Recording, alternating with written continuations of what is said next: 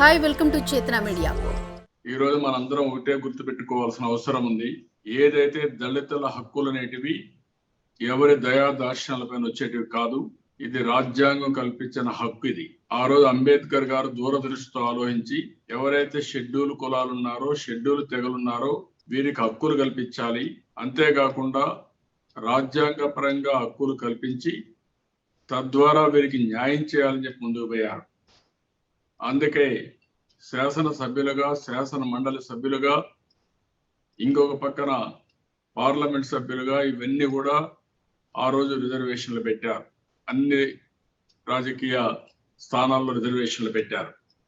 తద్వారా రాజకీయ సాధికారత వస్తుందని, అంతేకాకుండా దళితులకు న్యాయం చేసేదానికి వాళ్ళు ముందుంటారని చెప్పి అనుకుంటే ఇప్పుండే నాయకులు మనోల్ని విమర్శించడానికి ముందున్నారు తప్ప దళితులకు అన్యాయం జరుగుతా ఉంటే నోరిప్పే పరిస్థితిలో కూడా లేకుండా ఈరోజు జగన్మోహన్ రెడ్డికి ఊడిగం చేసే పరిస్థితికి వచ్చారు. ఇది చాలా బాధాకరం, చాలా ఓసారి బాధేస్తుంది. ఇప్పుడు మనం ఈ ఫోటోలు చూస్తున్నాం, ఈ ఆక్రందనలు వింటున్నాం, వాళ్ళ బాధలు వింటున్నాం. ఇవన్నిట్లో వైఎస్ఆర్ కాంగ్రెస్ పార్టీ దళిత నాయకులకు ఏమాత్రం కూడా పట్టడం లేదా అని నేను అడుగుతున్నాను. ఇవన్నీ మీరు చూశారు. 150 ఇన్సిడెంట్ దాకా జరిగాయి. ఇవి మాత్రం కొన్నే రిపోర్ట్ అయినటివి. ఒక దళిత అమ్మాయి పైన ఇష్టానుసారంగా మానభంగాలు చేస్తే, సామూహిక రేపు చేస్తే వీళ్ళకి పట్టదా అని అడుగుతున్నా. ఒక దళిత యువకుడిని శిరోమండనం చేస్తే మీకు పట్టదా అని అడుగుతున్నా. అతి కిరాతకంగా దళిత పిల్లల్ని చంపేస్తా ఉంటే మీరు ఏమాత్రం పట్టించుకోకపోతే మిమ్మల్ని ఏమని అడుగుతున్నాను. నేను అడుగుతున్నా, ముఖ్యమంత్రి, ఈ రాష్ట్రంలో ఒక ముఖ్యమంత్రి ఉన్నాడా? ఇన్ని అకృత్యాలు జరిగాయి, ఇన్ని అన్యాయాలు జరిగాయి, ఇంత దారుణంగా రాష్ట్రంలో ఉంటే కనీసం ఒక్కరోజు కూడా నోరు తెరవని ఈ ముఖ్యమంత్రిని ఏమనాలని అడుగుతున్నా. అంటే మీకు ఓటేసిన పాపానికి ఈరోజు దళితులపైన ఇన్ని అకృత్యాలు జరిగినా మీరు నోరు తెరవరా? అంటే మీకు కట్టు బానిసలా? వాళ్ళు మనుషులు కాదా? వాళ్ళకి జరిగిన అన్యాయం పైన మాట్లాడే కనీసం గౌరవం మీకు లేదా? ఒక బాధ్యత లేదని అడుగుతున్నా. ఒక ముఖ్యమంత్రిగా ఉండే వ్యక్తి ఎప్పటికప్పుడు ఇలా జరిగినప్పుడు ఖండించడమే కాదు, కఠినంగా చర్యలు తీసుకుంటే ఇంకొకరు భయపడతారు. ఎప్పుడైనా దళితుల పైన దాడి జరిగినా, పేదవాళ్ళ పైన దాడి జరిగినా, ఆడబిడ్డల పైన మానభంగాలకు ఎవరన్నా పాల్పడినా గట్టిగా హెచ్చరిక చేస్తే ఇలాంటివి జరగవు.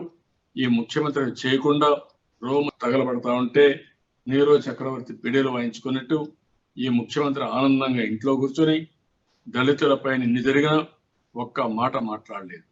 రాజేష్ అనే యువకుడు చెప్పాడు, విశాఖపట్నం ఎక్కడ చూసినా కుల వివక్షతో దాడులు చేసి, ఈ దాడులు చేసిన మెజారిటీ అంతా కూడా ఈ యొక్క ఒక కులానికి సంబంధించిన వాళ్ళైతే, ఇంకొక పక్కన ఎవరైతే ఇబ్బంది పడ్డారో వాళ్ళంతా కూడా ఎస్సీ కులానికి సంబంధించిన వాళ్ళు. ఇది చాలా దారుణం, బాధాకరం. వాళ్ళు చెప్పినప్పుడు నాకు బాధేస్తుంది. అంటే ఈ ముఖ్యమంత్రి తొలి రోజు జరిగినప్పుడు కానీ ఒక్క మాట గట్టిగా చెప్పగలుగుంటే మీ నాయకులకి అంత ధైర్యం వచ్చేది కాదు.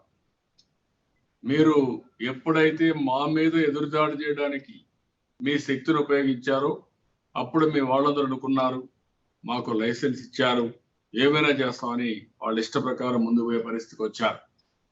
నేను ఆ రోజు పల్నాడులో చలో ఆత్మకూరు ప్రోగ్రాం ఇచ్చినప్పుడు మీలో కానీ మార్పు వచ్చి ఇది మంచిది కాదు, ఇది రాజకీయాలకు మంచిది కాదు, మనం ఈరోజు చేస్తాం రేపు మళ్ళా వాళ్ళు వస్తే చేస్తారు, దాడులు చేయడం మంచిది కాదు, షెడ్యూల్ కులాల మనోభావాలకు సంబంధించిన విషయం అని మీరు అనుకునుంటే, ఆ రోజు గట్టిగా ఖండించుంటే, మీ వాళ్ళని కట్టడి చేసుంటే ఈరోజు ఈ పరిస్థితి వచ్చేది కాదు. ప్రతిరోజు ఈ సంఘటన జరుగుతున్నాయి. దీనికి ఎవరిది బాధ్యత అని అడుగుతున్నా.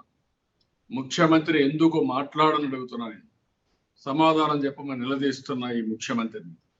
ఆ రోజు తెలుగుదేశం పార్టీ హయాంలో పున్నయ్య కమిషన్ వేసాం, 42 రికమెండేషన్లు ఇచ్చారు, 42 అమలు చేశాం. ఏవైతే ఎస్సీల పైన జరిగే దాడులు కానీ హక్కులు కానీ పరిరక్షించడానికి నిరంతరం ఆ రోజు కృషి చేశాం.